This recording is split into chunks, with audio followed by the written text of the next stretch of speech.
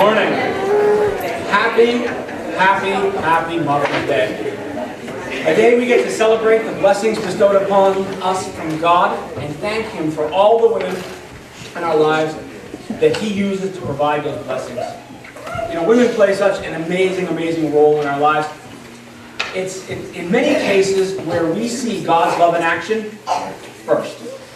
The selfless nature of bearing and raising children, the nurturing instinct God provides them, the ability to support someone and love them without even saying a word sometimes are just some of the characteristics that make women extremely special in our lives. I thank God for my beautiful wife, for the mother of my children, as well as all the moms and motherly figures out there today. I thank Him for all the women that I call sisters in Christ. I thank Him for the women that I'm able to call friend. God laid this morning's scripture on my heart through a conversation that I had with our soon-to-be newest mom. Allie keenly reminded me that we are fearfully and wonderfully made. Psalm 139, 13 through 14 says this, "For you formed my inward parts. You covered me in my mother's womb.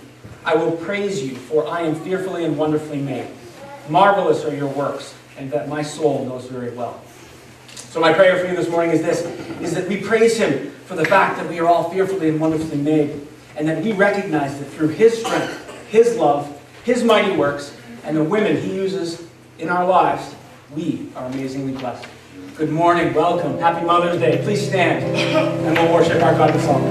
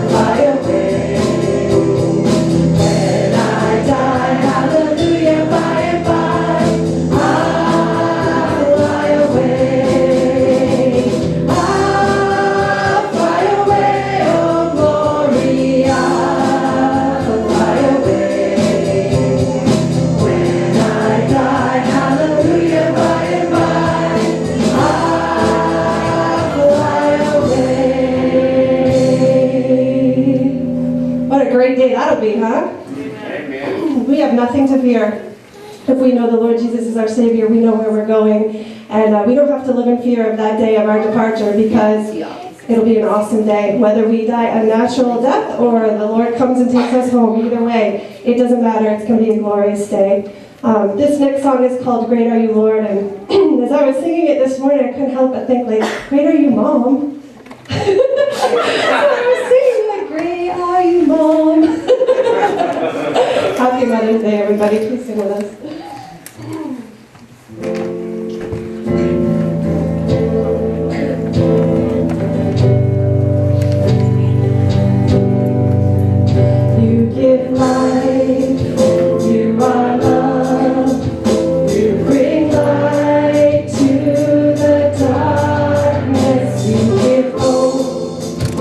Restore every heart that is broken.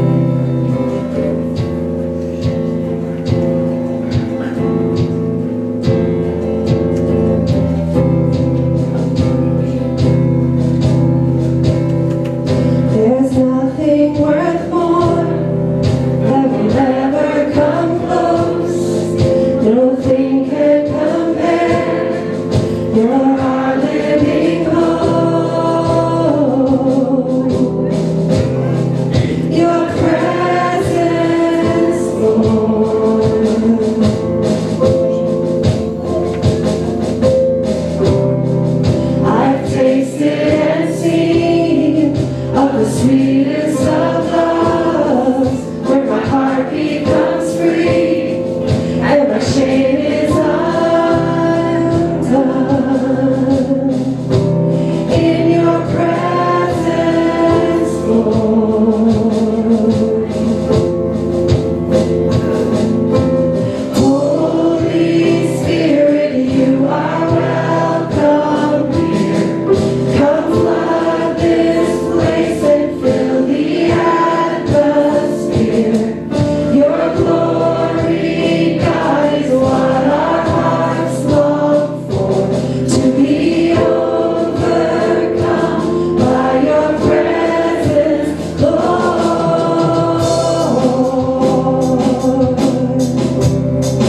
Your presence, Lord.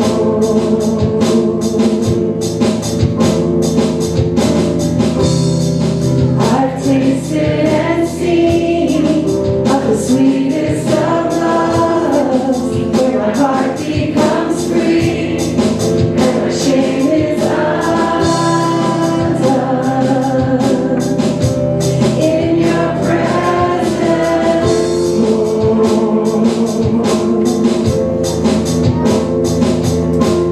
Holy Spirit, you are welcome here. Come flood this place and fill the atmosphere.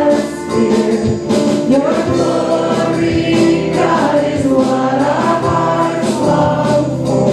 To be overcome by your presence, Lord.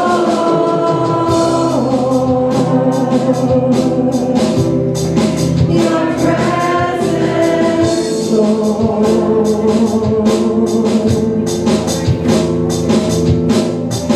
Let us become more aware of your presence. Let us experience the glory of your goodness. Let us become more aware of your presence.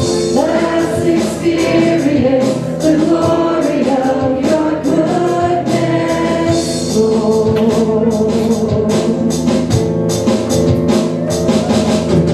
Holy Spirit, you are welcome here. Come flood this place and fill the atmosphere. Your glory, God, is what our hearts long for. To be overcome by your presence, Lord.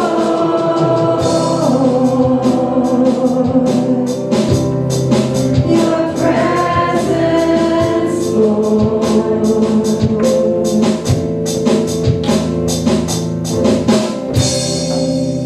Lord God, you are certainly welcome in our church services. We pray your Holy Spirit's presence here this morning, Lord. We are so thankful for our moms and all the moms and women in our lives that have acted like moms. Whether we have children or we don't, we all have a mother somewhere, and we all have a mother figure that is invested in us. So, Lord, thank you for that. We are so grateful for you and for all of your blessings. In your name I pray. Amen.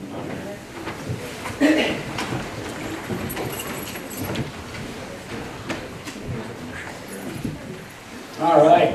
We're going to open up our time of announcements with a video.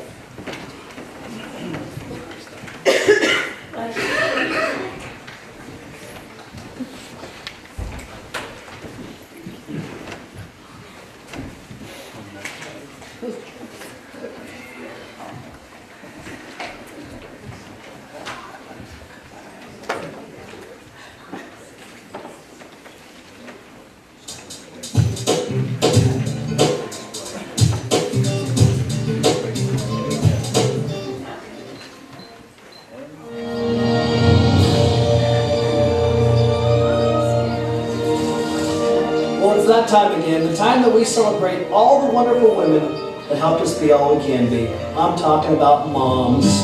So Mom is full of many things she gave me. Hey, hello, what you doing? I just thought we might do a song for the moms for Mother's Day. Hi moms, hi. Hi, Mommy. This is for you, Mommy. M is for the many things she gave. We get it. M is for the many things she gave us. We get it. That's very cute. That's very Oh, cute. you're pretty quick for a bald guy. Everyone join in. Oh, I just thought that we'd do a heartwarming message for all the moms out there instead of a campy little song.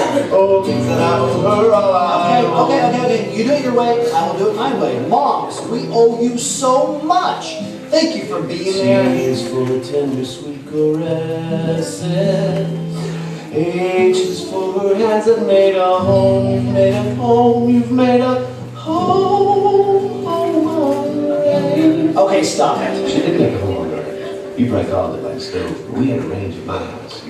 That word home, oh, that means so much. We still long to be in your presence. We still long for you to be proud of us. And yes, we still long to come home. Okay, this isn't working. What? No. You're faking it. I am not. Forcing the No, tears. it's real. No. This is not working. Anyway, this works. The song works. This does not work. I just thought we'd speak from the heart. That's what moms want. You know what? Mom always liked you best anyway. Oh, we don't even have the same mom. He's everything done to help me. Like that time you helped me find my shoes in first grade and in college. And there was that time also that Tammy Cornball broke up with me. Crazy last name, right? But she was really a sweet girl until she broke up with me. And I was sad, but you made me feel better. You brought in some chocolate chip cookies and some milk. And you know what? What can make me feel this way, Mother?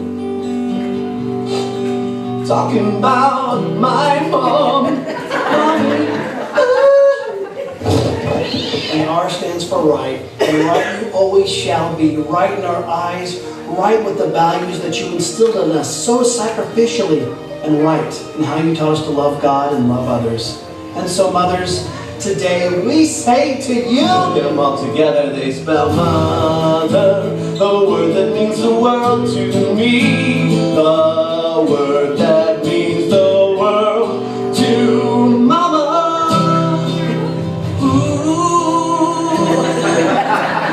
Didn't mean to make you cry. I said I didn't like your meatloaf when I was 5. It's all the hurt that needed salt, but that doesn't really matter. Happy Mother's Day. Happy Mother's Day. Happy Mother's Day. Happy Mother's Day.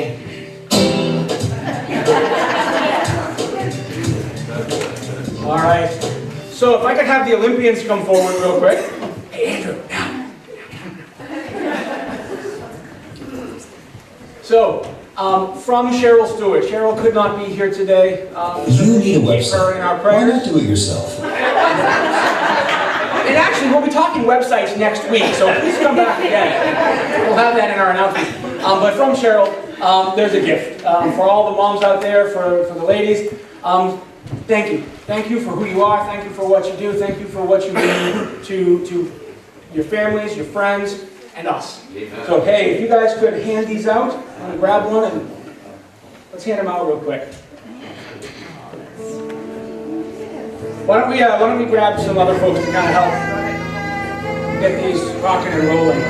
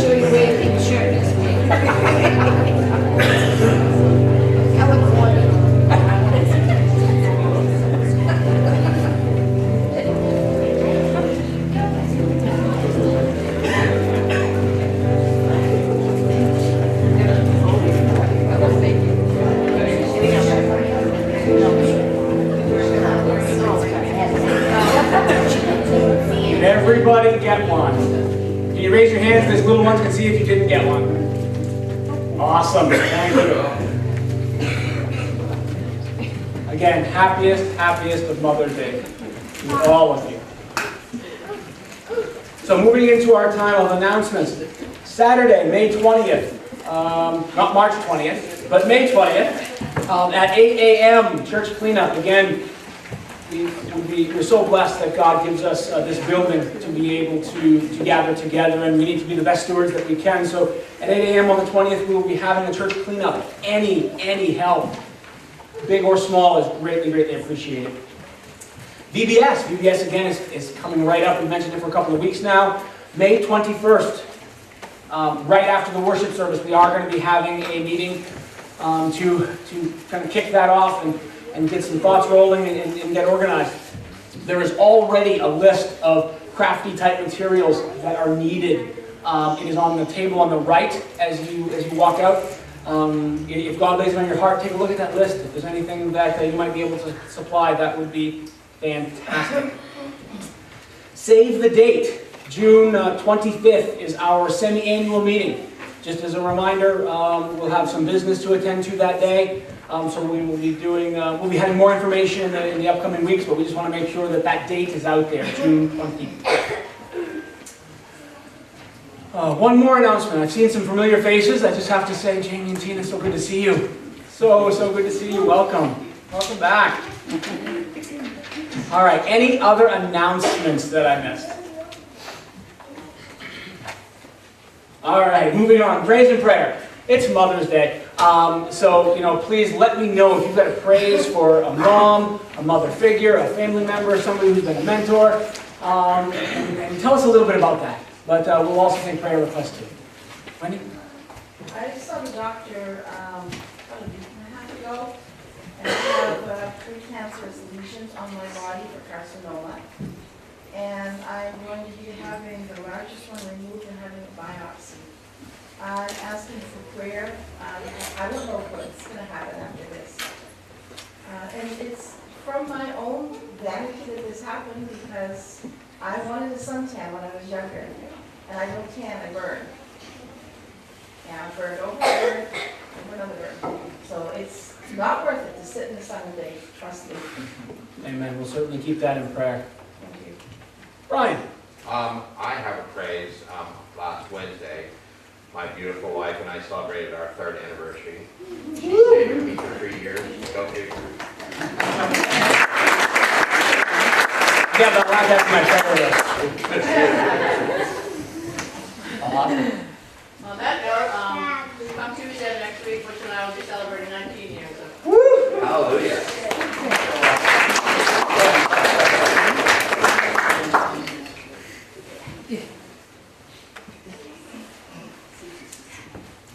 You'll see. Richard? So, Carol's not my mom, but Yay!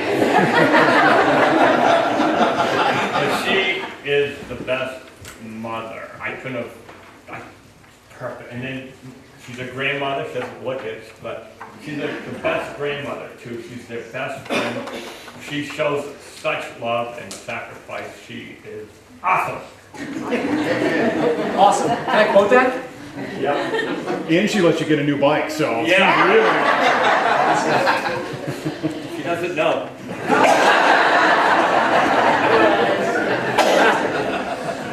I just want to say praise my mom. I mean, she's not here today because she had a broken hip, and we go visit her. It just makes me think sometimes that we take advantage of the time that we have. You never know when you're not going to have that moment. And even as worship was going on this morning, and usually when this song comes on, I say something, I'll fly away. It's a pretty important one to me. I can actually remember being in a church pew with my mom next to me during that being my favorite song. So, but if I think through it, I mean, there's times in my life all through growing up when there's been significant events.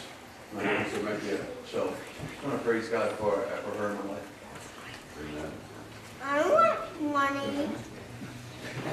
Me too. Yes, well, a week ago, my husband and I celebrated 33 years of marriage.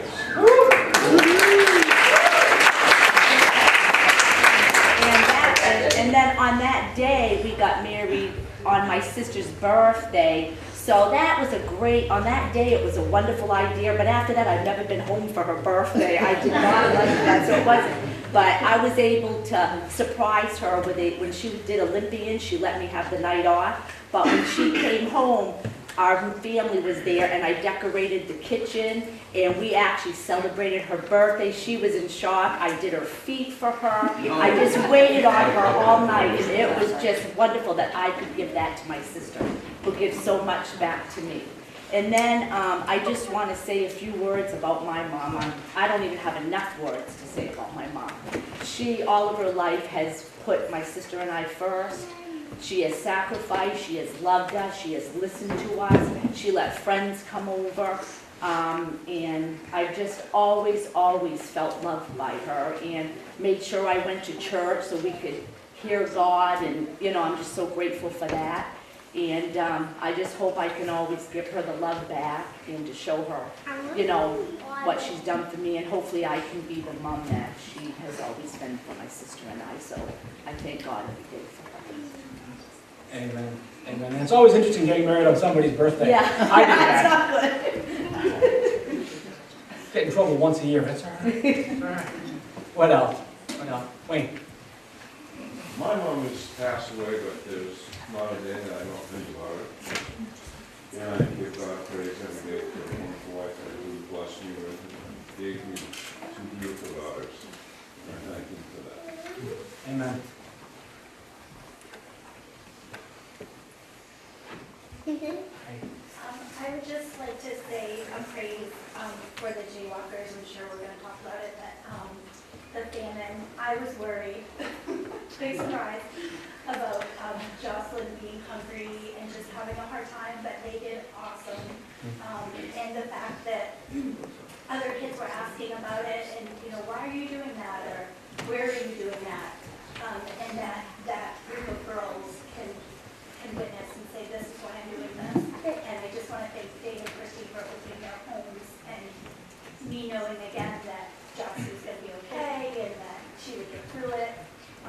So thank you guys. Absolutely. Dave, do we have that picture by any chance? I think we do. The picture. Oh, no, not the picture. That's coming next week. Dave doesn't know that. Not that picture. Again, I echo your sentiments. Duncan was a part of it.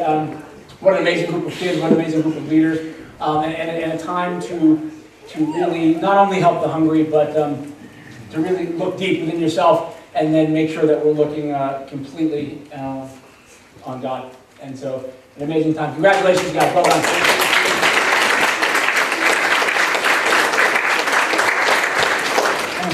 I would praise for all the adults that helped us out with 30 hours, especially Tom for helping us make that. Nice. All right. I would like to thank the Lord for my mom too. I mean, she's always been there for me. I do want to thank the Lord for the rain. It's okay. It's Mother's Day, but it's okay. We're not fighting floods or tornadoes or any of the other disasters that are taking place, because of stormy weather, and I praise Him for that. I do have a prayer request for a lot of members of my adult family. They need to find the Lord, and I pray about that every day.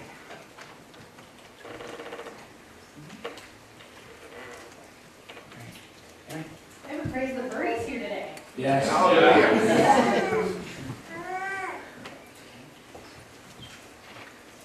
Yeah, can you pray? They still don't know what's going on with my stomach. Mike's going to call the doctor tomorrow.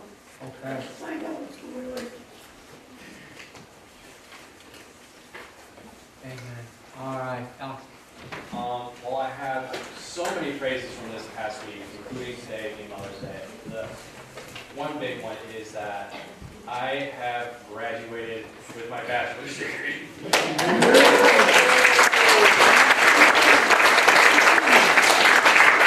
So if you need me over the course of the next few months, I will be asleep. I am sorry.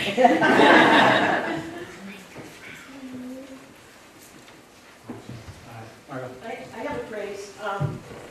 Gosh, after a long time, after 10 years in teaching and 28 years in the financial services industry, I gave my notice to retire this week.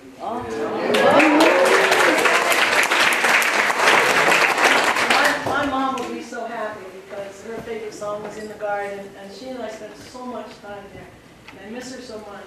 So, as of June 30th forward, Jesus and Mom and me will be in the garden if you need me. Amen. All right. Anything else? I'd like to just add about the 30-hour famine, that it really was an amazing time, and obviously teenagers don't normally go 30 hours without eating, but that's what they did, and they did it with really good attitudes, and they volunteered their time to help do a bunch of work. We cleaned up along Main Street and up towards Green Street, and picked up trash and bottles and whatnot. No complaining. No, they had really, really good attitudes, and typically by about 24 hours they're starting to get hangry, and there really wasn't any of that, and we really had a good time together, but it was more than just a time to go without eating. I mean, obviously there was a theme behind it, which was to raise money and awareness for children who are starving throughout the world through the World Vision ministries there, but even more so than that, it was a life-changing time for them. It was an opportunity for them to really understand what fasting is all about and understand some of the principles behind it, and really look internally at their worldview. They took the time, and we spent quite a bit of time digging into the Word and understanding what it means to give of yourself, to put other people's needs first. And they really did a great job of that, and I was very impressed with all of them. We had 11. Taylor's not in that picture because she had to leave to go do some work, but we had 11 of them that participated this year, and we raised something in the vicinity of $1,400 or $1,500. I haven't got the final tally, so it's pretty impressive for that number of kids. So. Awesome. His praise about kids. I was recently volunteering in food pantry, and not once did they grumble. Well, maybe just a little bit here and there, but whatever they did with smiles on their faces. And the kitchen is sparkling today. I want to thank personally whoever did that. Awesome. Amen. All right, so let's take this to the Lord, shall we? If I could have our ushers come forward. Father God, you again continue to amaze us and to humble us each and every day when we realize what we have in you. Father, you are just so good, so faithful, so loving, so caring. Father, I take the time to start with the praises for moms, for just the love and the support that moms give, for always being there, whether it's beside you in a pew listening to a song, or it's during the worst crisis of your teenage years ever, or as an adult when you need advice. Father, it's so amazing to have somebody to turn to. And I believe we have a couple people here today, Father, that are going to be new moms very soon. We pray for them. We pray for their families. They are currently stewards of the miracle of life right now, and we thank you for that. We thank you for Cheryl and the gift that she gave today, and we keep her in our thoughts and prayers as she's recuperating as well. Father, we praise you for anniversaries, for 3rd anniversaries, for 19th anniversaries, for 33rd anniversaries, for the love that couples are able to share, again, comes directly from you. Father, I praise you for Carol. I praise you for the awesomeness that she is, that as well as Richard, and again, for all moms out there who again give and give to glorify you. I pray for those moms that are not with us, but that are not forgotten. I praise you for Margot, and that she's part of our lives, and the fact that you are moving her into a different season. that's such an amazing feeling, and that she is able to spend time with you, that she's able to spend time with her mom and the garden. And Father, that's just, again, so pleasing to hear, and we pray that it's pleasing to you. Father, I pray and praise the jaywalkers that again, they were introspective about worldviews and all of these things that Dave described. And I praise you for the leaders, for Dave and for Pastor and for Joy and for Christy and for Alex and Cody and for Allie, for all those that are involved in that process, that they really, again, desire to do your good work. Father, I praise you for Alex Hall and for, again, the artwork that he did for the Jaywalkers. I praise you for his bachelor's degree, that you saw him through, and that he's sitting next to his mom today. Father, I praise you for Bernie, the fact that she's here. Father, I also praise you for the rain. Father, if it brings you glory, Jesus, bring the rain. Father, I pray for Wendy and for all that she's got going on, the precancerous cells. I pray for adult family, for those that may not know you, for those that need to know you, for the lost, for the unsaved. Father, I pray that they know your love. Again, we are just so blessed. We are so blessed to be adopted into your family. We are so blessed that we are able to make the connections with moms and with friends that we do. Father, I thank you and I praise you in your Son's precious and holy name.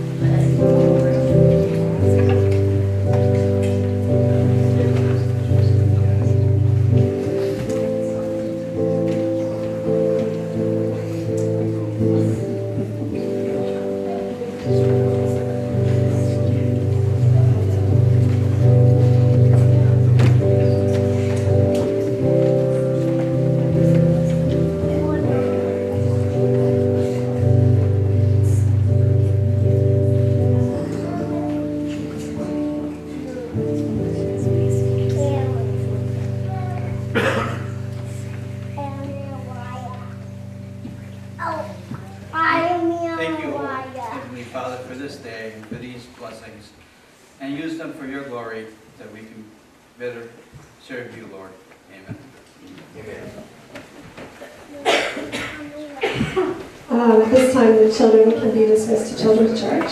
I do believe we have some of our men going down there for them this morning, so thank you for that. And if you could stand and join us, we're going to sing Covering the Lord together.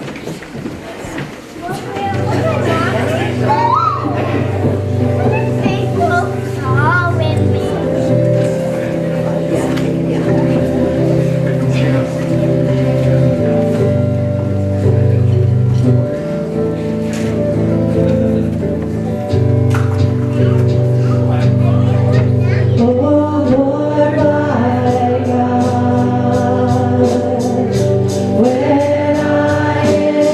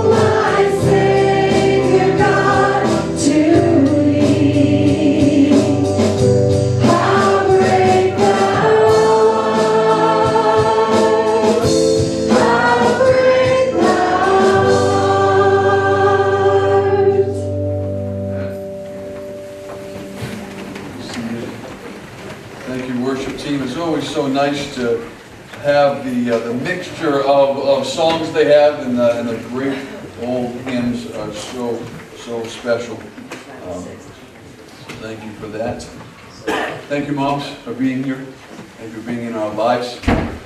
Today's message is kind of revolving around you, and the title should come up on the screen here in just a moment. It's also in your bulletin. What really makes a great mom? It's kind of what we're going to be talking about today. We'll be in Ecclesiastes 8. A few weeks ago, after our church service, on the way out, I get a chance to talk with a lot of you, and it was wonderful. But that happened a couple of weeks ago, and I was told by someone, I'm not going to say who it is, that they would never, ever want to preach through the book of Ecclesiastes. and it wasn't that they were complaining that I was. So it wasn't that at all. It wasn't like, wow, that's horrible. I wouldn't do that. That wasn't where it was coming from. They were just acknowledging how difficult the material can actually be. And they're right. There are some inherent hurdles to overcome when you're trying as a pastor to preach through and to encourage believers during the church age, which is the time that we're in, especially within a culture who champions equality in all of its forms, but especially gender equality. When the book of Ecclesiastes is actually written by a king, a man there who has in his time a supreme authority within a male-dominated society. That's just the reality of what it was then, and that's where it was coming from. And now, if that wasn't difficult enough, let's not forget that King Solomon, if you've been here for the study, you know this, but if you haven't, let's just not forget that King Solomon spends the majority of the book of Ecclesiastes discussing how difficult and how meaningless and how vain life on this planet is if you choose to deny God's existence, which, of course, so many on the planet do. So he brings that to the surface. It's a difficult book, difficult topic. So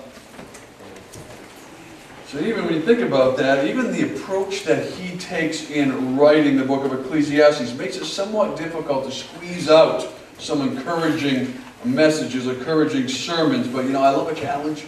I really do. And far more importantly than just the fact that I like the challenge of it, I know that God has led me here at this time. I'm totally confident that God has led me to preach through the book of Ecclesiastes at this particular time, because over and over God has confirmed that that's exactly where we should be in His Word, because I've heard personally some of you are telling me that something in here has been exactly what you needed. And that is just absolutely wonderful. Honestly, hearing that the opening and the explaining of God's Word is spiritually growing or is challenging some of you is absolutely one of the most encouraging things that a pastor can do. That's the truth. So thank you for that. Otherwise, because the reality of it, otherwise than that, I'm actually wasting your time. And I'm wasting my time up here. It's not making a difference in your life. It really needs to make a difference in your life. So, and I've heard some of that, so that's encouraging. So thank you for not just assuming that's the way it is. Thank you for telling me that.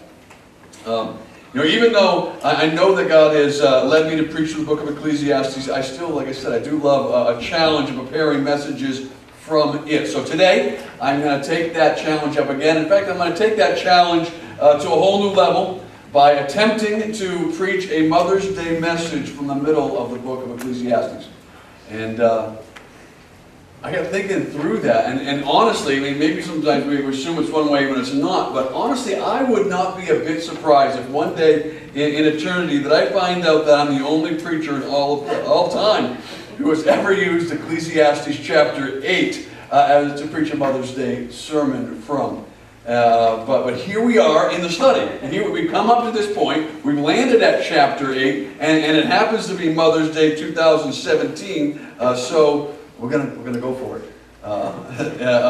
Before we really get into it, I wanted to say a couple of things, and Josh has already mentioned it, which is so thankful that God's worked with him and through him, and some of the things we're saying actually match up. That's always encouraging as well. Now, first thing I want to say this to every single mom in the room: Happy Mother's Day. I mean that. Happy Mother's Day. I hope you have a wonderful, wonderful day today. And I would just want to say that it doesn't matter if you're a biological mom or if you're adopted a mom. It doesn't matter if you're a stepmom or even a mother-in-law. Even if for whatever reason, there's a lot of reasons unfortunately in this world, but even for whatever reason your baby is no longer with you here in this life, I want to sincerely wish you a happy Mother's Day. I do. And Mother's Day can be a wonderful time. It can be a hard time. We need to be sensitive of both sides of that. And I know that even those things that I've said doesn't cover all my bases. There's always something that you don't say, but even that doesn't cover all my bases, because in a group this size, I'm sure there are some of you here who really desperately wanted a child in your life, and for whatever reason you couldn't. Okay, and I know that's probably true.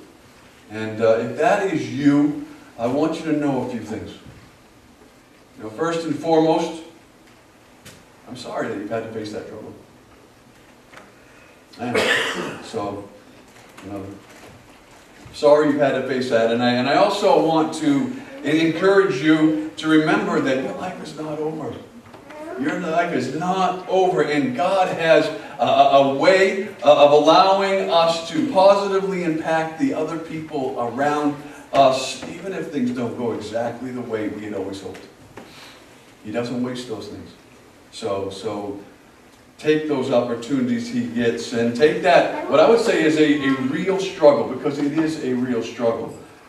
Take that real struggle and use it to be an encouragement to some young person, or maybe even some young mom who needs to know that what a blessing it is to have a child of their own, regardless of the stress that comes along with them. You know, sometimes we get caught up in the stress of it, and we forget the blessing it is to have a child. So maybe you can somehow, in a gentle way, without making them feel guilty that God's blessed them with a child, you can encourage them through that. So take that and use it in a positive way. Now I want to start our time with a really cute video about kids' advice concerning what really makes a great mom. There's a lot to choose from. I just grabbed one that was kind of cute and it fit into what we were doing. So hopefully this goes well.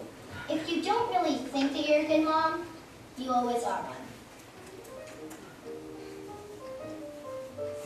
What makes a mom a really great mom?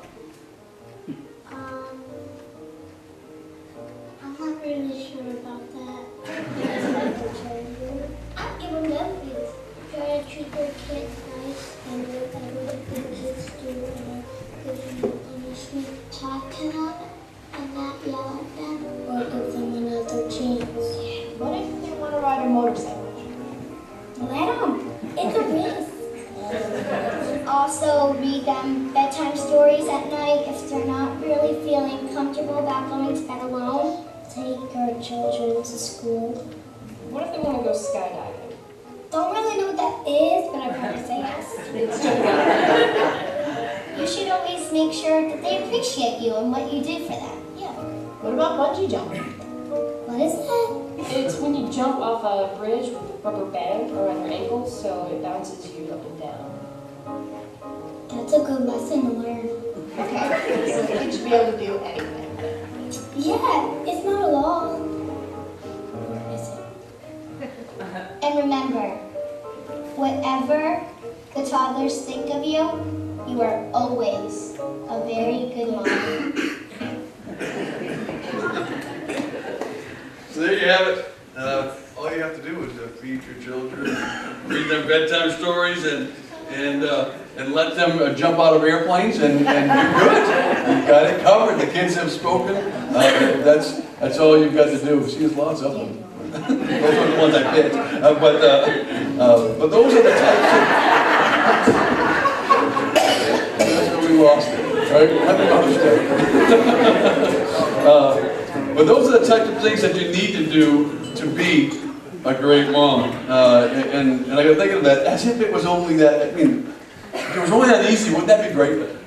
mean, wouldn't that be great if that was all we really had to do, to think of ourselves as a great mom, as just a few of those things? If we had this, even if it was a whole page list, even if it was a one-page list of those things that we need to do in order to be a great parent, but we don't have that, do we?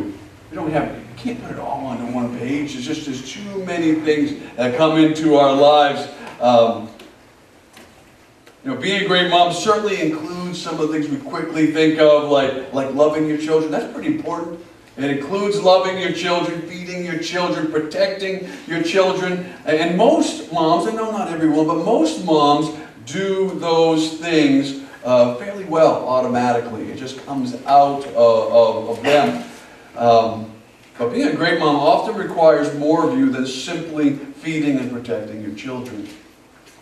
And our children, whether or not they know it, they're looking to us, and some will disagree with me, but they're wrong. Whether or not they know it, they are looking to us for an example of how to navigate this life effectively. They're really looking to us to figure these things out. And many of us have heard the phrase, you know, most of what our children learn from us is caught, not taught. You may have heard that before. Most of what our children really get from us is picked up. It's not what we say as much as what they see in us, what they learn from us. So how we function, particularly in difficult circumstances, carries with it a tremendous amount of weight in the development of our children. It really, really, really does. Because, listen, this is the truth. They're watching us. They are watching us, and they are learning from us. They are watching and they are learning by our example what things in this life are manageable and what things in this life are fearful. You know, there's a real connection between a parent and a child's phobias. Now, I mean, not always, but they've done some research. They found, like, wow, why are you so afraid of that? Well, my mom was afraid of that, or my dad was afraid of that, and at a particular time in my life I saw them afraid of that, and I became afraid of that. You know, and no idea why a ladybug would be terrifying, but it is, you know, and to whoever, because you just don't know. It doesn't have to make rational sense. And I know it isn't a one-for-one all the way across, but sometimes those things are passed on. They are picked up. They are learned. So I would just say, just again, generally here, some parents are overly protective, and their children end up literally being fearful of things that should simply require healthy concern. You know, it's like yeah, everything, that's something there is going on. You ought to be concerned about it, but you shouldn't really particularly be that fearful over it, and sometimes that happens. Some parents are so underprotective that their children end up without any fear, and they run headlong into every danger, every chance they get, just for excitement, because that's what they've always had. And of course, I know some children don't fit either of those molds, and you can do the best you can. That's just in them, and there's no stopping it. You know, so we all, as parents, we all know they're their own little person, all right, and they're going to do some things on their own, no matter what. So we're going to be looking today at from the Ecclesiastes chapter 8. We'll see what we can learn that might help us pass along some healthy lessons to our children. We're going to be looking at 3 statements designed to motivate us just to be better. Just to be better. So I'm just going to say this up front. Don't beat yourself up if you struggled in one of these areas in your past. Instead of that, take up the challenge from this day forward in whatever influence you have with whatever children you have, and just attempt to be better today and tomorrow. That's all any of us can do, right? We can't really go back. So just decide that we're going to be better today. Now the title of our message again is this: what really makes a great mom? And now with that said, guys, don't check out on me. Because each of these statements that we're going to be talking about should motivate you to be better as well. All right? They're general principles that can make us be better moms or better women or better men or better dads, even better friends. They really apply to all of us, but because it's Mother's Day, our points are directed at moms, but they really apply to us all.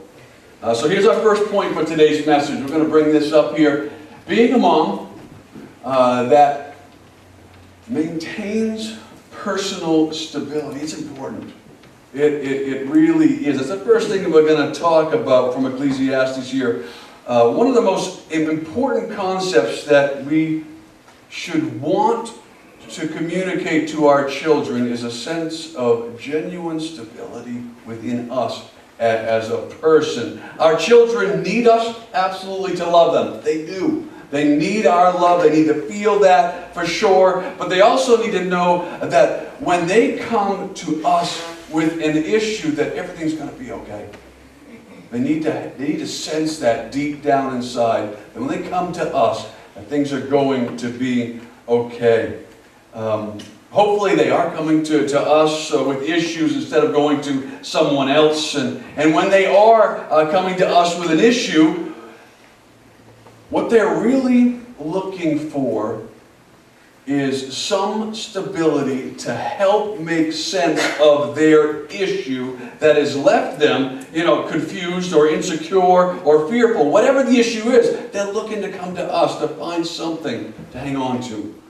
Because this is scary, or they wouldn't be coming to us, right? So that's what they're looking for. Help me make sense of this. Help me work through this. Help me to deal with this. Help me do whatever it applies to whatever the issue is. So let's take a look at the book of Ecclesiastes, chapter 8, verse 1. And we're going to take a principle from there, and we're going to try our best to apply it to you as a mom to be even better. So Ecclesiastes chapter 8, we're just going to look at verse 1 right now. And it says this, well, who is like a wise man and who knows the interpretation of a thing? Well, man's wisdom makes his face shine, and the sternness of his face is changed. And if you were here with us in our study previously, you know that chapter 7 comes before chapter 8, right? And so they're connected. And chapter 7, King Solomon has just got done teaching us how important it is for us to maintain balance, a healthy balance in our lives.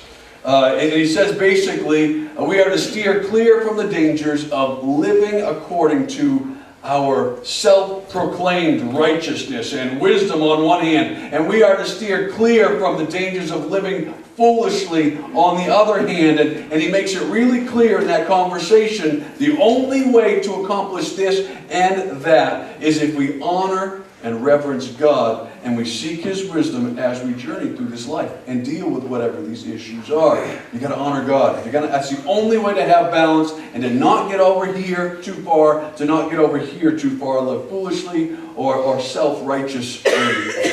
So with that as the background, I'm going to reread verse 1 again. So knowing that's what he just got done saying, he says this. Well, he just talked about wisdom and how to have balance. And who is like a wise man? And who knows the interpretation of a thing? A man's wisdom makes his face shine. And the sternness of his face, that is changed. And every mom, any mom who's had a child for any amount of time yet, knows that things occur when you have children. All right, things occur. Things that quite honestly, you may have to put on a good face because you don't know exactly how to handle when you first come into this situation, whatever this thing is. Or things that are shocking to you. And sometimes things that you didn't even know was possible. How is that even possible? How did you get 3 Legos up your nose? How did that even happen? I didn't think it was even physically possible for that to take place. I never thought I'd be dealing with that. But as a parent, everything's possible. Because things happen. And then some of you realize even those things are kind of the easy things to fix in life. They're really the easy things to fix. And I'm stepping as a dad here. That's nothing that a pair of needle nose pliers won't take care of. We'll take care of this. And if in worst case scenario, I can bring him a quick trip to the doctor's and he'll take whatever pliers he has and this will be done. Problem solved. Kid comes home. He has half a smell. Whatever it is, it's going to be fun, because they're out. Problems solved. And those are, in life, honestly, some of the easier ones to deal with. even though you may be panicked on the front end of it. How to handle things like experimenting with drugs, unplanned pregnancies, self-harm. Now those things, they get a whole lot more difficult than Legos, right? A whole lot more difficult to handle. And that's when, even when those things come, that's when we really need wisdom to maintain our own stability so that we can help.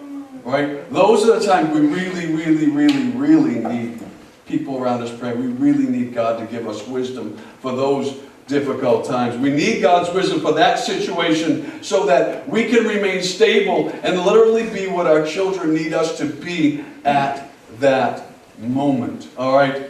Now in verse 1, when it says, a man's wisdom makes his face shine and the sternness of his face is changed, here's what that's describing. It is an outward, visible change on a person's face that happens when they transition from dealing with a difficult circumstance, from a frustrated place or personal power, an authority place, to dealing with the very same difficult circumstance by applying God's wisdom to that issue. We can get this done. It's kind of the feeling that happens. Once I know the right answer, once I know there is a right way to respond, no matter how terrifying it is, no matter how scary the situation, no matter what ifs are out there connected to it, that thing, if we can find some answers, then we can catch our breath and we can move ahead in a right way. And when I think about that, I know there's all kinds of circumstances might be coming to your head, but we have a choice. We can deal with the situation from the standpoint, whatever situation it is, we can deal with that situation from the standpoint of frustration and our personal offense or disappointment, which will typically, I'll just tell you, it will result in your children not coming back to you again. They'll go someplace else if that's what they run into. Or we can deal with the very same situation by seeking and applying God's wisdom to it while remaining calm on the outside and loving and supportive of our children. Even if there is some difficult consequence connected to the behavior, we can still be that for them. We can still approach it in a right way. So I would just say choice number 2 has us maintaining our personal stability so that our children have something secure to hold on to through their difficult time. Because it's difficult. If they're coming to you with it, it's difficult. And at different times in their life, you may think that's really not a big deal. It is a big deal. Or they wouldn't be there talking to you about it. It's difficult, and they need something to hang on to. And by the way, just so you know that responding like that doesn't come naturally to any of us. Any of us. It doesn't make a difference how long you've been a parent. It doesn't come naturally to I'm just going to do this every single time. No, it doesn't. It does not come naturally to any of us. What comes natural is to get angry at them for being so foolish and for scaring you, and even angrier at them because, listen, you may not say this out loud, but their actions reflect poorly on your parenting skills. Right? We get angry out of those things because they scared us, or they made us look bad, or whatever. But we approach it the wrong way.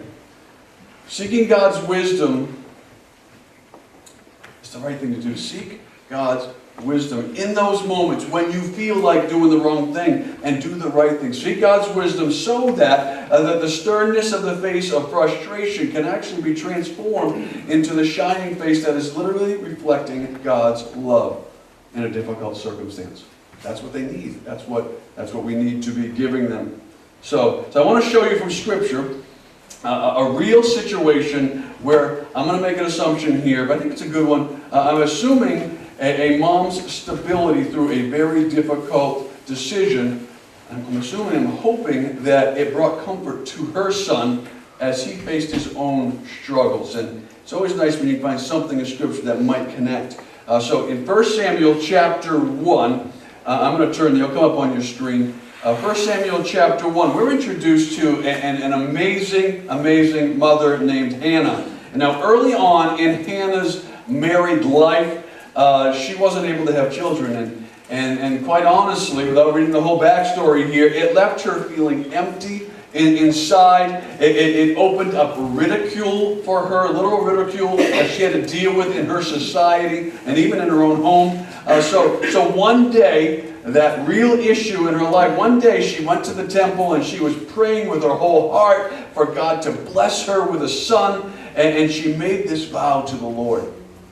That if He allows her to have a son, that she would give him back to the Lord, to serve God all the days of his life. Well, God answered her prayer. God heard her vow. God answered her prayer. And a few years later, she has a decision to make, all right? And let me pick up the story right there from 1 Samuel chapter 1. I'm going to read verses 21 to 28. It should come up here. Now the man, Elkanah, that's her husband, and all his house went up to offer to the Lord the yearly sacrifice and his vow. But Hannah, she did not go up. For she said to her husband, well, not until the child is weaned. Then I'll take him up. And that he may appear before the Lord and remain there forever. And her husband, Elkanah, said to her, well, do what seems best to you. Wait until you've weaned him. Then he says this, only let the Lord establish His word. Well, then the woman stayed and nursed her son until she had weaned him. Now when she had weaned him, she took him up with her with 3 bulls, an ephah of flour, and a skin of wine, and brought him to the house of the Lord in Shiloh, and the child was young. Then they slaughtered the bull, brought the child to Eli, and said, oh, my Lord, speaking to Eli here, as your soul lives, my Lord, I am the woman who stood by you here praying to the Lord. For this child I prayed, and the Lord has granted me my petition, which I asked of Him. Therefore, I also have lent him to the Lord. As long as he lives, he shall be lent to the Lord. So they worship the Lord there. And now it has some other parts in here, but we'll skip over to verse 11 of chapter 2, and it says this. And then Elkanah went to his house at Ramah, but the child ministered to the Lord before Eli the priest. We're going to skip ahead a few more verses to verse 18 and 19 to pick up the rest of the story. And it says, but Samuel, now he's the child, but Samuel ministered before the Lord even as a child, wearing a linen ephod, and moreover, his mom used to make him a little robe and bring it to him year by year when she came up with her husband to offer the yearly sacrifice. So, get a sense of what's going on there. All right? Samuel, he's just a little type. He's just a little guy. And he was left at the temple with Eli the priest as mom and dad went home. That's what happened in his life. He was left there as mom and dad went home. And every year, mom would lovingly make him a little robe to wear as he grew, because obviously he's growing up. Can't wear the same one year of years. So every year she puts love into this little robe she's going to bring to him and have for him when she goes to sacrifice. And listen, I don't have the conversations between Hannah and her son Samuel during these years, but they must have talked, right? They had to. Mom would not go and not see her son. So they had to have these conversations, and I imagine that the story of how God blessed her with him was retold every single year, that she brought him his little robe to give him confidence that his life mattered. And his sacrifice that he was actually making was important, and that she loved him dearly. She hadn't forgotten him. It had to have happened like that. I mean, how many moms here recount the little stories of their children's lives? Maybe not just the day they were born, but that happens too. But the significant moments in their lives, and they tell them over and over and over, and they're precious, not only to the parent, but to the child. You know, how often does that happen? This had to happen here too. It's no different. no different with Hannah and Samuel. And I would just say, out of that assumption, but I think it's a good assumption, out of that, a godly mom's personal stability, which of course with her was founded in her strength in God, had to have given courage to little Samuel. Had to have given him courage every single time mom and dad were returning home.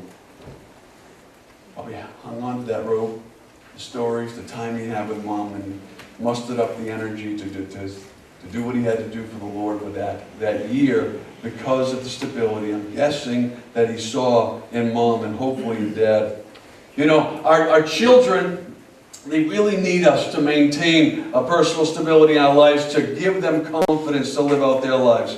And we're going to go back to Ecclesiastes chapter 8, and we're going to continue reading through here. In verses 2 through 9, we have another general principle that can, I think, should be applied to all of our lives. But I'm going to choose again to apply it to a mother's influence over her children.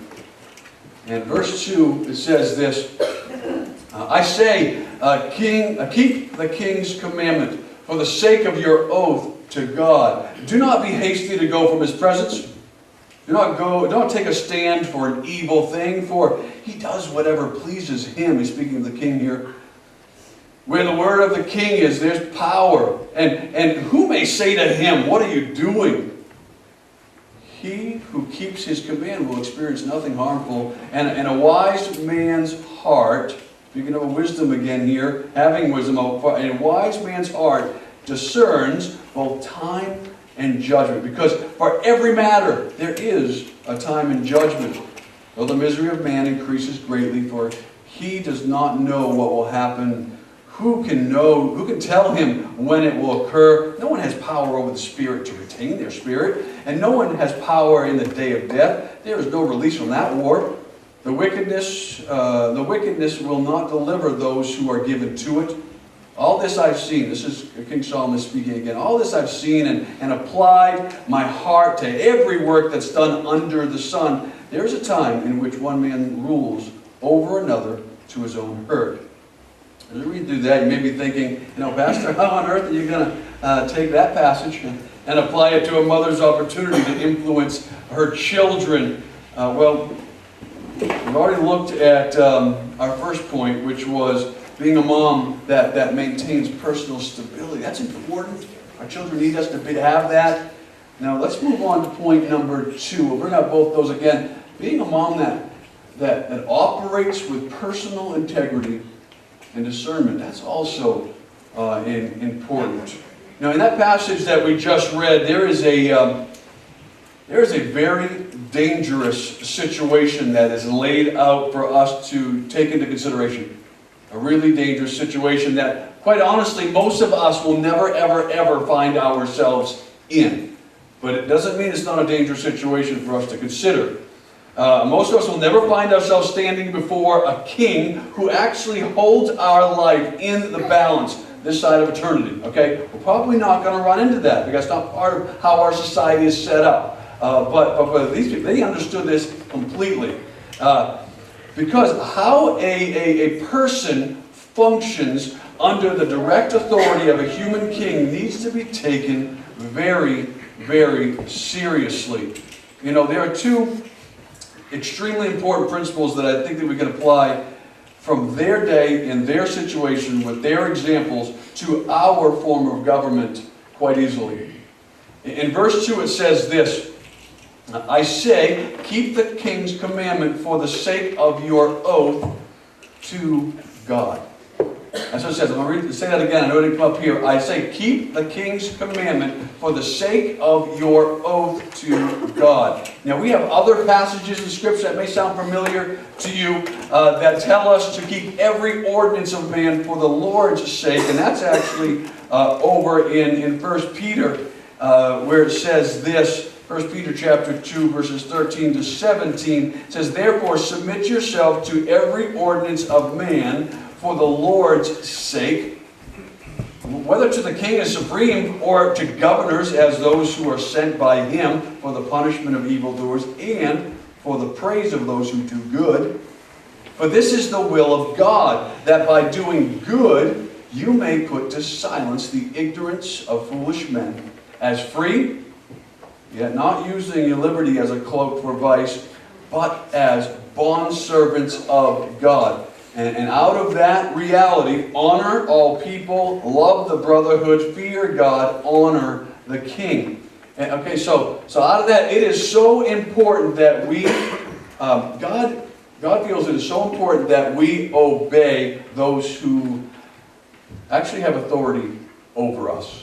All right? And it doesn't matter, make a difference what type of society you have and what particular form of authority, but God's interested, very interested, in the fact that we obey those who are in authority over us. Now, the only exception to that principle is when our human authorities, whoever they might be, are actually commanding us to disobey God. That's the only exception. If a human authority is telling you you must disobey God, well, don't listen to them anymore, okay? But that's the exception to the rule. That's not the rule. That's the exception to the rule. And to add to that, it's not enough to justify disobeying authority simply because they may restrict some of those things that God allows us to do, but doesn't command us to do. Okay? So it's not enough just because they want to hold back some of the things that God says we have the ability to do, but it's not telling us we must to worship Him. Now hopefully that makes sense because, listen, God takes our responsibility with our response with authority very, very, very seriously. That's the first of the two principles that I want us to see from that passage in Ecclesiastes. Here's the second. It's found in verses 5 and 6, which read this way. He who keeps his command will experience nothing harmful. It's talking about keeping the command of the human king here. And the wise man's heart, which is obviously the one who is being under the authority, is discerning here of both the time and the judgment. Because for every matter there is a time and a judgment, though the misery of man increases greatly. Now, here's the takeaway that I want you to get from this. Here's the takeaway from a very foreign situation to us. I get that, but I think that can be applied to our circumstances. Make sure, whatever situation it is, make sure you are operating with integrity and discernment when it comes to those who happen to have authority over you. Appropriate authority over you. Make sure that you're operating with integrity and discernment, whatever that is. And did you notice that he didn't have to agree with everything that those in authority have over us and what they believe. You don't have to agree one for one with every single thing. Someone's authority over us has absolutely nothing to do with our agreeing with each of their rules. Right? Then there'd be no problems. There'd be no problem with having authority over you if they only told you to do what you wanted to do anyways, or you thought was right. So there would never be a problem. Okay, and here's really where the rub comes. How do you choose to lead your children? I told you to get back here, but how do you choose to lead your children by example when they are faced with an authority figure that they disagree with? It matters more than you know on what they see in you or what you choose to do in those circumstances, okay? For the most part, and I pray this isn't you, but for the most part, this is just the reality of what we live in. We have become a society who could be described like this, as tag teams with parents and children against authority, right? That's what's happening. It looks as if the society champions that. Tag team, I'm going to support my child, I'm going to take care of his authority. Parents will fight alongside their children against the rightful God-ordained authority of people like the police, or the authority that teachers have over students, or even the authority that a spouse, as an ex-spouse has. And then after that blatant disregard for appropriate authority of others, the parents, that's their tag teaming, they're baffled when their children turn on them when they have authority they don't like. They're tag teamed with them to fight against all this other authority. They turn around like, well, why would you go against me when you didn't like what I had to say? And listen, it's our job as parents to operate with integrity and discretion, even when we may disagree with the authority figure ourselves. And if there's an issue at the school with the misuse of authority by a teacher, let's just say hypothetically, that's not life-threatening, and it won't physically be detrimental to your child. And those are some exceptions here. But if there is a misuse of authority by a teacher that's not life-threatening or whatever, it's your job as a parent to address that problem while you instruct your child to go submit to that authority and get it fixed. That's the reality of it. Submit to the authority while you go fix the problem if it's fixable. And that solves so many headaches down the road. Not only do they learn to submit sometimes to an authority that doesn't seem fair, but they know that somebody has the right to speak into that situation and get it right. But they learn the lesson along the way. And I say, you may not like that, and I'm sorry, but listen, we cannot have it both ways. We cannot have it both ways. We can't operate ourselves without integrity and discernment and expect our children to automatically operate with integrity and discernment. We can't. They'll pick it up. They'll be the first one to pick it up. They'll pick it up before you pick up. That's what you're doing. Okay, so they are very in tune to those things. Remember, most of what they learn is taught. It's not taught. And we have one more point to today's message. We said being a mom that maintains personal stability, that's important to our kids. Remember, like I said, even if you've messed up on some of these, don't beat yourself up. Because you have today, you have tomorrow, you have whatever days you have. Being a mom that operates with personal integrity and discernment, that's also important. And this last one, being a mom who loves your children enough to give appropriate consequence, that's important as well. And this is, again, this isn't a problem in every single home, I know, but it is a problem in a lot of homes, especially in homes that for one reason or another operate out of guilt. And there are, because of sin and because we are sinners and because we're in a society that allows some of this stuff that is too easily, I think, there are so many broken homes that try to make up for the difficulties that come along with divorce or whatever by spoiling children. There are just so many homes where careers consume so much of a parent's time that they actually allow guilt or their lack of time spent to justify not punishing a behavior. And I'm sure there are many other scenarios that would apply, but I think you kind of understand my point. We get caught up in those things, and we need to love our children enough to give them appropriate consequence when it is necessary.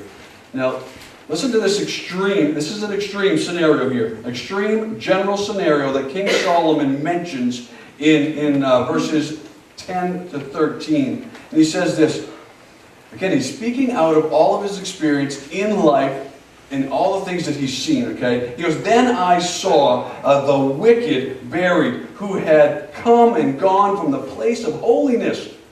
And they were forgotten in the cities where they had done so. When they had done all this bad stuff, they forgot all about them. This also is vanity, because the sentence against an evil work was not executed speedily. Therefore, because of that, it wasn't executed speedily. Therefore, the heart of the sons of men was fully set in them to do evil.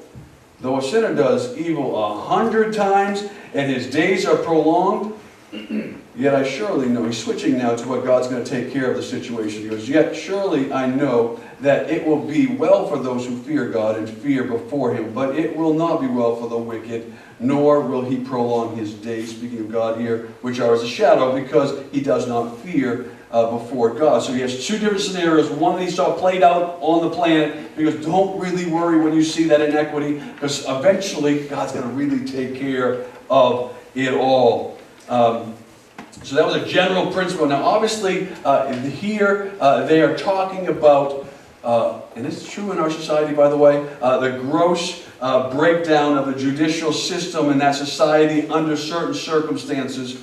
He talks about criminals who have done offense after offense after offense, but whose sentence takes so long to come about. But the society actually ends up forgetting what they did for the most part. It's not even shocking anymore. It was 30, 40 years ago.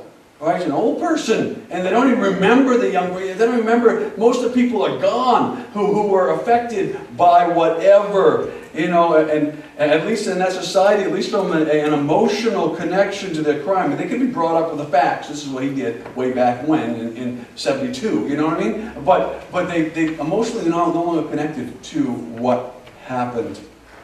So, now, I would say the worst situation in this scenario isn't what happens to the society's memory on the surface. It's what happens to those maybe considering the criminal profession.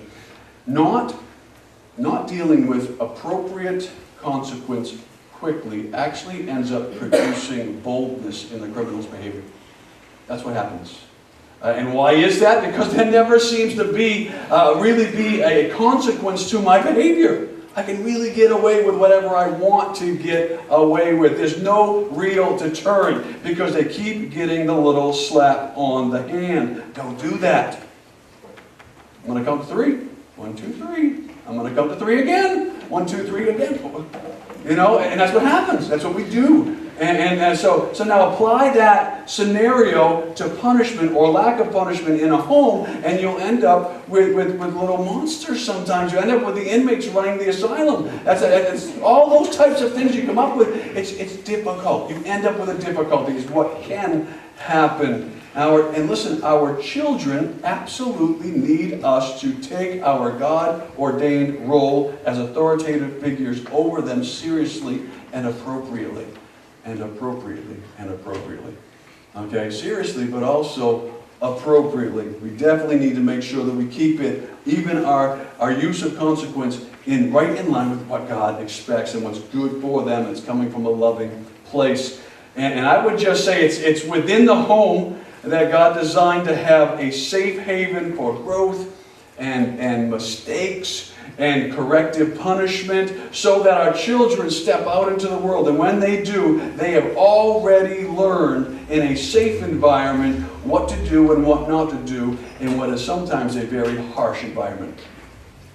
Okay? Because that's where they're going. They're going into this world. So if we insulate them too much here so they're not ready for there, we're not doing them a service, we're doing us a service. Okay, so we need to make sure it's appropriate, it's right, the lessons are learned in a safe way and an appropriate way here, so that when they do get into that job or that situation that could have real consequence, they've already learned the lesson in a safer place. That's our job to do, a safe place to get that done. Moms, I would just say, moms, you have an awesome opportunity to mold and to shape and to strengthen our children by your personal example. Yes, you need to love them. Yes, you need to provide a safe environment for them to grow up in. Yes, you need to make sure there's food in their bellies, of course. But being a great mom means that we would want to go beyond what the minimums are. And being a great dad, by the way, just because moms say, you need to be there too. You need to be there, support. You need to get this stuff done. You need to remember that God called you to raise these children together. Okay, it's all of our parts here, just as Mother's Day.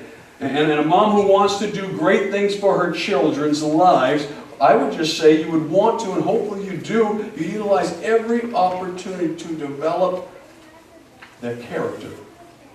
And be more interested in their character than anything else. Do all that you can do to develop their character. And that's where the 3 points of the message really came from. Think about it. It's all about character. Being a mom that maintains personal stability, it's important. It's important so they understand what it's like to be in that role. Or to have the support they need. Being a mom that operates with personal integrity, that's all about character. Discernment, to know the right time to do the right thing and when to hold back. That's important.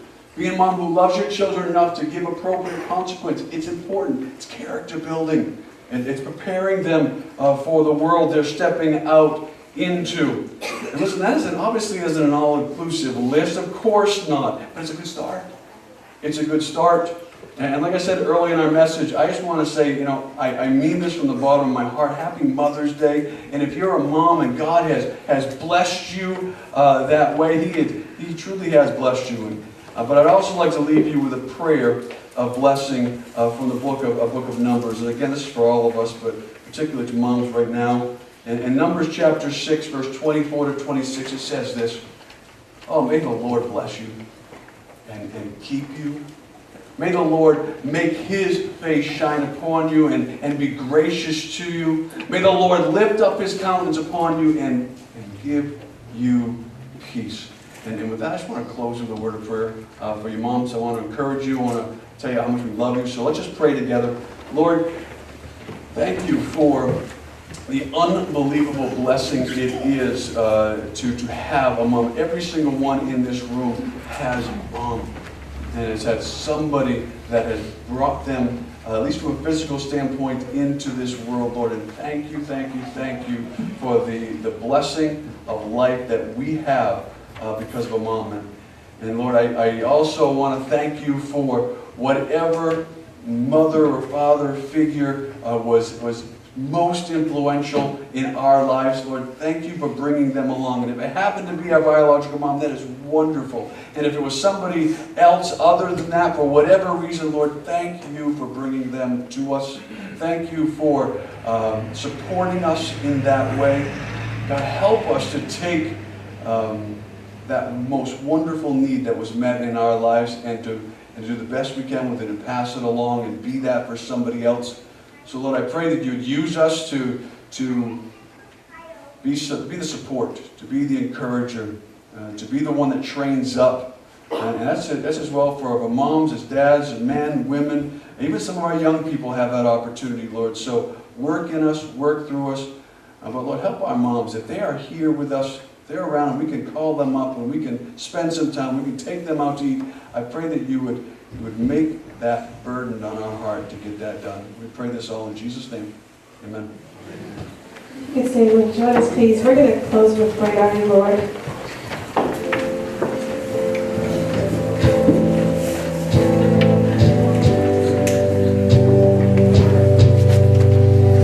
You give life, you are love, you bring light to the darkness, you give hope, you restore every heart that is broken.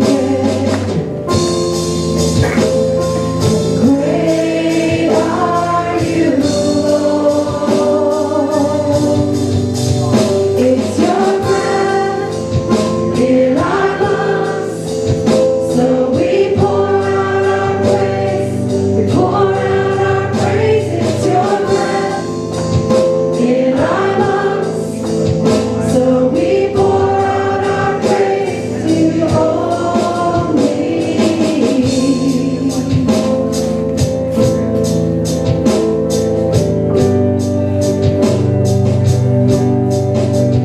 It's your breath in our lungs, so we pour out our praise.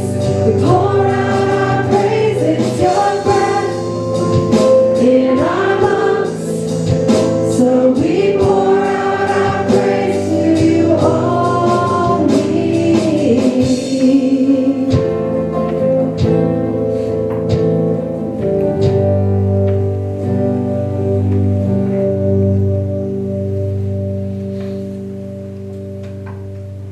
Dear Heavenly Father, bless our mothers today and watch over them this week, Lord, and forever, Lord.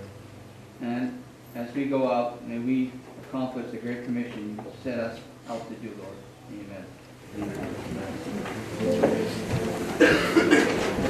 Amen.